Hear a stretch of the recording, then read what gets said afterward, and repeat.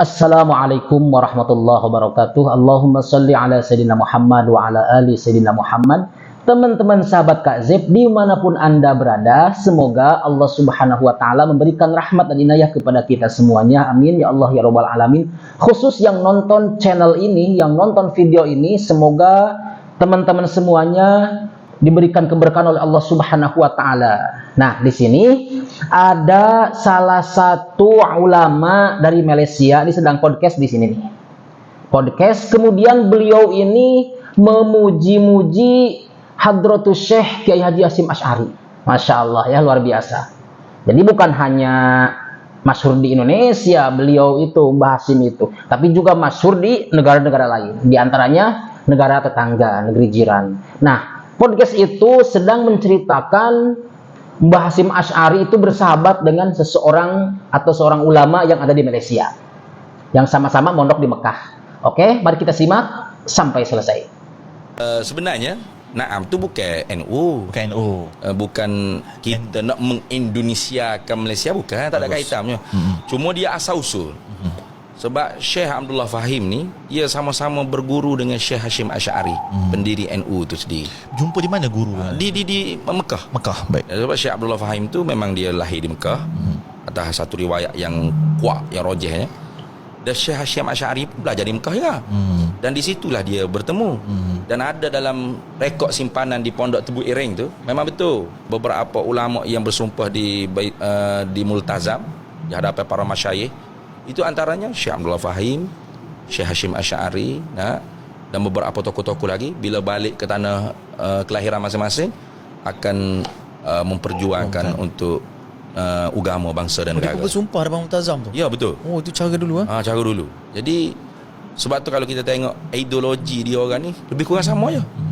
Sama-sama wataniyah, sama-sama semangat nasionalisme, sama-sama semangat hubbul watan, cinta negara.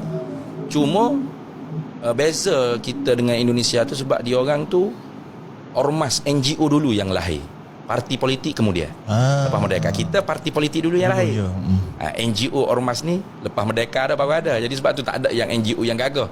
Semua NGO tu ada. Dan biasanya kalau di Malaysia ni dia NGO, dia ormas, orang parti juga dalam tu. Betul. Biasanya di Malaysia gitu.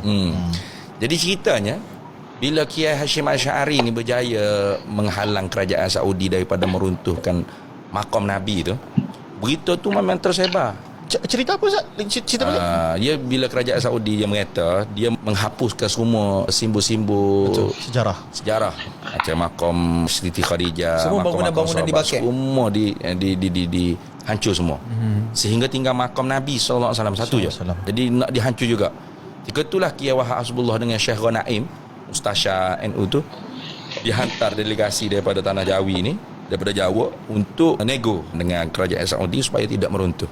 Tapi ditolak sebab tak ada ormas yang rasmi. Lepas tu barulah dirikan satu ormas yang rasmi, namanya Jamaiyah Ulama asalnya. Lebih awal pada NU NU tu sendiri dah. NU tu sendiri tapi nama tu belum diwarwak. Kiai Haji Abdul Aziz Alwi, dia yang menetap Nahdah, kebangkitan. Jadi Nahdlatul Ulama tu rasmi jadi satu ormas yang rasmi, maksudnya ada CJ-nya, ada kelulusannya di tubuh.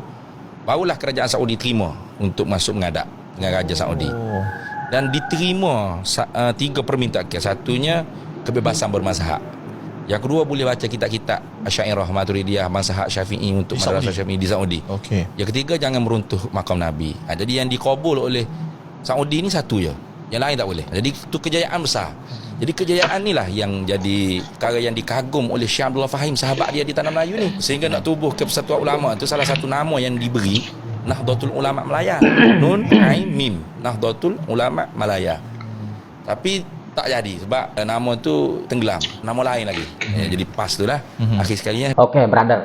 Kasih A+ untuk kita semuanya, warga Indonesia, khususnya warga NU harus bangga. Harus bangga dengan sosok seorang ulama yang Masya Allah keilmuannya, dan juga salah satu pendiri Nahdlatul Ulama. Kita harus bangga dengan beliau. Dan semoga kita semua ini mendapatkan keberkahan dari wali-wali Allah, di antaranya Mbah Hasyim Asy'ari. Karena beliau itu, saya yakin seyakin-yakinnya bahwa beliau adalah waliyun min auliyaillahi ta'ala.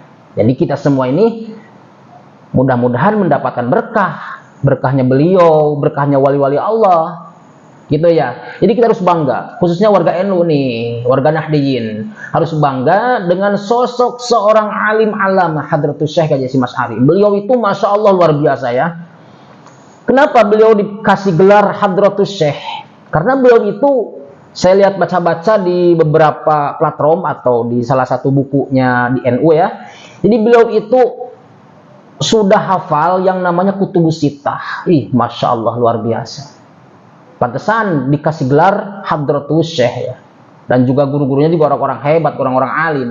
Wali-wali Allah guru-gurunya, luar biasa kan? Itulah ulama kita diantaranya. Semoga bermanfaat. Barakallahu fikum. Wassalamualaikum warahmatullahi wabarakatuh.